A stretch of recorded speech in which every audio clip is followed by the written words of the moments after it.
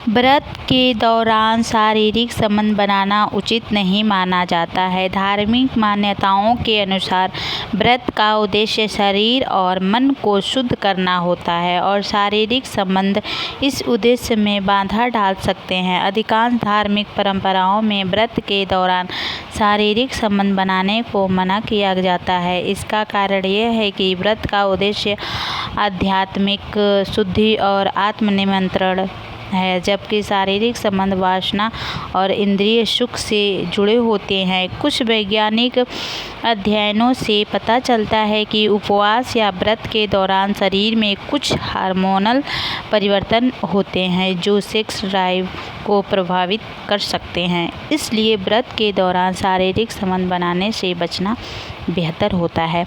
कुछ विशेष व्रतों जैसे कि करवा चौथ में शारीरिक संबंध बनाने के मना किया जाता है, और जैसे कि आपका हो गया, कुछ लोग यह भी मानते हैं कि व्रत के दौरान शारीरिक संबंध बनाने से व्रत का फल नहीं मिलता है या पाप माना जाता है, इसलिए व्रत के दौरान संबंध नहीं बनाना चाहिए।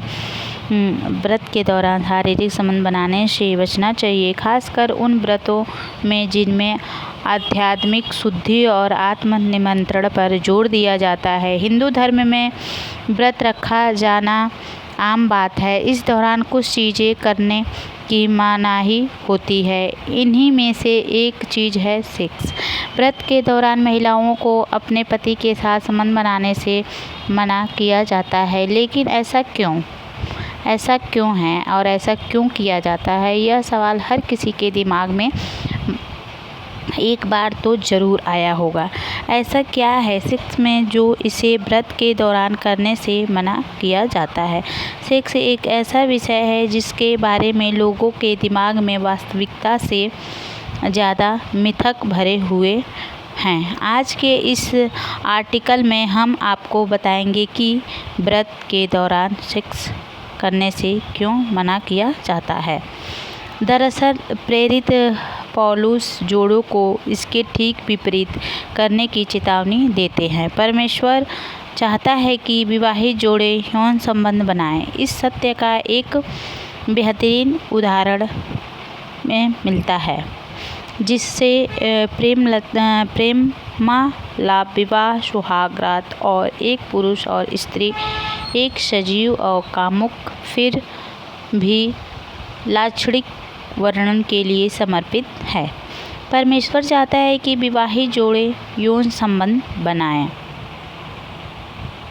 जिससे क्या है कि ऐसा लगता है कि कुरिन्थ शहर के कुछ मसीहों को लगा कि अपने जीवन साथी के साथ यौन संबंध बनाना रखना ही पुण्य है।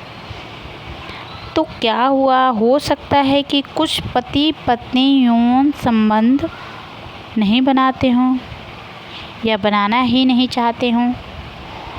तो हो सकता है कि एक या दोनों पति पत्नी नियमित रूप से यौन संबंध न रखना ही अच्छा समझते हो। परमेश्वर इस बात से सहमत नहीं थे कि यह एक अच्छा विचार है, लेकिन फिर क्या था और फिर क्या हुआ? Thanks for watching. Bye bye, take care.